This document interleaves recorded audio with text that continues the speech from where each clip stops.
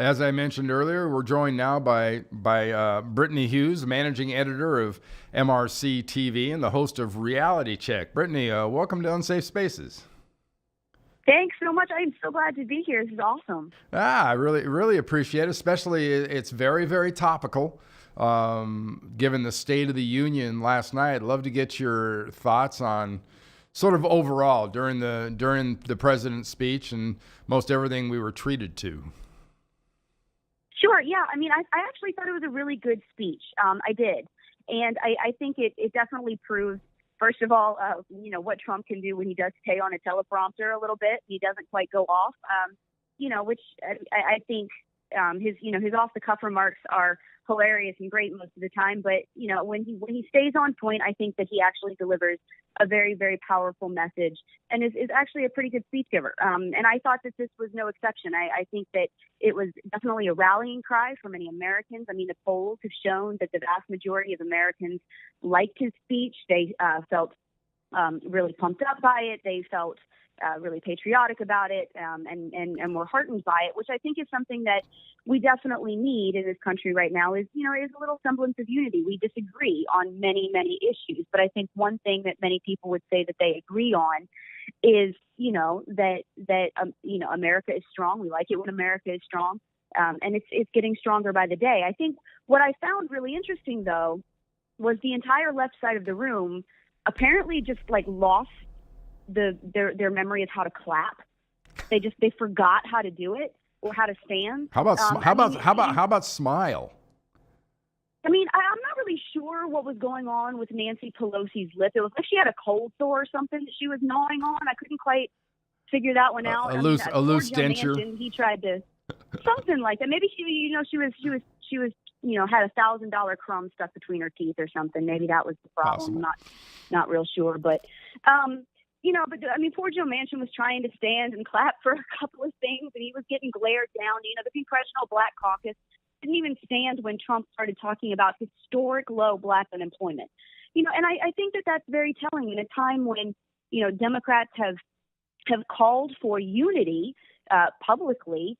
But then when they have a chance to actually show unity and, you might not support the president's agenda or how he's getting things done, or you might not even like the man, but you can clap for record low unemployment. That seems to be that's not a Trump thing. That's not a partisan thing. That's an America thing. So I found that to be especially striking. I found it to be striking when, Luis Gutierrez, the congressman from Illinois, walked out during Chants of USA, kind of like, well, all right, I'm not really sure what country you're supporting, but if that offends you so much that you have to walk out, maybe I'll just assume he had to go to the bathroom or something. I don't know. But I thought overall it was a very good speech. The vast majority of Americans agreed. And I would like to see more of that in the future. Of course, that's what a State of the Union is. A State of the Union is a pump it up speech. It's a rallying cry. That's exactly what it's supposed to be. It's not a place to propose legislation. It's not a congressional floor debate. It's a pro-America speech. That's what it always is, and I don't think that this was any exception to that at all. Well, a subject that won't exactly be a rallying cry or unifying event. We've been talking about this whole FISA memo for the last couple of weeks, or at least people that are on one side of the information business have been talking about it. What can we expect? I mean, the president went in an aside last night as he walked out, made a comment about, you're going to see it 100%. But what exactly, do we know anything about what actually is in that thing and for all the anticipation we've seen about it? I don't think we can say that we know. We know what we've been told, which are snippets here and there. I did hear the president's comment, which it seems that he made kind of offhand to a question he was being asked as he was passing by. We'll see whether or not when he says, yes, absolutely, you'll see it 100%. We'll see exactly what he meant by that and whether that comes to fruition. I don't know that we can entirely bank on that yet at this point. I do think, though, that when it comes to a FISA memo, when it comes to potential corruption inside of the FBI, inside of the DOJ, when it comes to, you think about it, the left for over a year now has screamed ad nauseum about collusion with Russia, collusion with Russia, collusion with Russia. And that's not something that there's not been a lick of evidence that Trump or his campaign actually colluded with Russia, but they keep screaming about it. Mm-hmm. Now that there is, a good amount of evidence, at least suggesting that there has been collusion in our own government agencies against Donald Trump, well, now we can't talk about that. Now we're going to sweep that under the rug. And I think that with the memo, I hesitate to say too much because I do think that, those on the right have really hyped it up. Yeah. Those on the left have really tried to downplay it. So whether or not it comes, it could come out and be a giant nothing burger. I heavily doubt that. I don't think that the left would try and stifle it so much if it were. But I think, no, I don't think we know what's in it. And I think that's exactly the point. That's the problem. That's why we need to see it. Because otherwise, all we're getting are snippets from, one side saying, oh, this is really bad, and the other side saying, oh, no, it's not that bad at all. Well, why don't, instead of playing this political football game in the halls of Washington, D.C., why not for once let the American people decide? I think that's probably where I would leave it right now without knowing what's actually in it. I would like to be able to decide for myself whether or not I think it's significant, and I think many other people would too. I'd love to get your thoughts on something that's always kind of bothered me, and that's gathering facts. And not that it's bothered me the ability to do it, it's bothered me the access to actual facts. How would you encourage most Americans? How would you encourage most people? You base your opinions, you base how you feel about certain subjects on the facts you can collect. Our media sources, and I mean all of them, are so slanted and so biased. They're either way on this side or way on that side. There's really no happy medium. Where are people supposed to go? I mean, I find myself going to maybe a dozen different websites, maybe certain kinds of radio, certain kinds of TV, going all over the map and almost having to kind of aggregate things on the same subject, get the information and try to form my own opinion off that instead of letting somebody else form the opinion for me. Is that one of the ways to go? I definitely think it is. There was a day when I would have told you that CNN was probably one of the more middle of the line, what we would call mainstream media sources. And of course, that's obviously no longer true. They've pulled so far to the left that at this point, when I want to, torture myself, it's a toss up between them and MSNBC. They're not much different.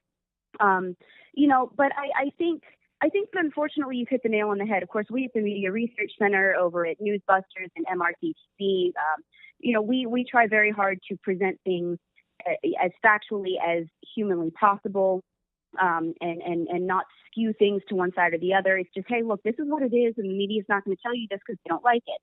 So I know that we are one source that definitely tries to do that. But at the same time, I think that what you just said is unfortunately the exact right truth. I think that looking at a multitude of sources across the spectrum is what people are going to have to do these days. You're going to have to weigh one side versus the other, one person's opinion versus the other. And unfortunately in today's society, in the age of smartphones and everybody's so busy and everybody's attention span is about 4 seconds long, people don't want to do that. People want to be handed something and say, okay, here this is. I'm going to dump it in your brain. You don't have to do any work for that. You're going to have to work for it. You're going to have to work for actual information these days, in the age of social media and the age of fake news, in the age of everybody's a journalist because they've got a Twitter account. That's unfortunately just what we're going to have to do. And I think that that's going to depend on looking at a range of sources. Some things just are what they are. The unemployment rate is what it is. Okay, and you can't argue with that. Abortion statistics are what they are. There are certain things that are hardline numbers. But when it comes to formulating your opinion, I think that for too long we've gotten very comfortable just being told what to think. And I think that being a less educated, less knowledgeable populace is part of what's contributed to some of our very big problems in this country. If we could get back to the point where people are analytical themselves and can formulate their own opinions and think rationally. I mean, we were taught that in school. You remember analytical thinking, and right. Rational thinking. We don't do that anymore as a society. We want people to tell us. And unfortunately, I mean, that's the way that most of us are. if we could get away from that, which takes time and effort and energy, which is difficult, then I think that would definitely serve us well. Well, how does it work that we've got literally, I don't mean to go all Jetsons on you here, but I mean, we've got space age technology in our pockets, in our hands. We have access to all the information you'd ever want. And as a society nowadays, it seems we are about as low information as it gets. People go from zero to different expletive inserted here in a heartbeat over nothing. I mean, that's in the world of sports. That's in the world of politics. That's in the world of entertainment. Everything is just a hard and fast, crazy reaction, it seems, on everything. Anytime you ask somebody, you got to be so sensitive because you don't know, who really you're talking to and what's happening. Well, everything is very, very emotional these days. I think that's one of the biggest problems. And I do put a lot of that on the era of Barack Obama. I do, because I think that you saw during the last 8 years before Trump, I think that you saw an escalation in people's inability to speak about things rationally, to have discussions, to have debates. I mean, there are so many times where I will approach conversations, not because I don't have the information or because I'm afraid to broach the topic, but very carefully, if I'm talking to a friend or something, because people's tendency these days is to just go absolutely through the roof the minute that they hear something that they don't like. And, and it's very funny because oftentimes it's the most quote unquote tolerant people who are the most intolerant of other people's opinions. And I think that, again, this is something, I think it all kind of snowballs. I think that, a diversity of information sources where people don't know what to believe anymore. I think that the prevalence of social media where people can get hyped up and be keyboard warriors and scream and cuss at each other in 280 characters. I think all of that has contributed to our inability to even talk to each other anymore. It's become so hyper-partisan, so incredibly polarized. I agree with you. If we could, and I wish that I had the silver bullet answer for you of how we could get rid of all of that. But I think it starts with every individual person. If you're going to have a conversation with somebody, make sure that you're going to listen to their other side. It doesn't mean you have to agree with them. Mm-hmm. You might think that everything that they're saying is complete and total crap, but that doesn't mean that you've got to throw your, $7 mocha latte in their face and storm off. So if everybody could just breathe and calm down, I don't know, maybe, drink a glass of wine or something and just chill. I think we would actually see that, maybe we don't hate each other quite as much as we might think we do. Just a suggestion. That's fantastic. Hey, this is the week of the Super Bowl, sort of the big finale, not sort of, the big finale for the NFL. I know you're out on the mm-hmm. West Coast now. Do you have any kind of rooting interest in this game as to who may win?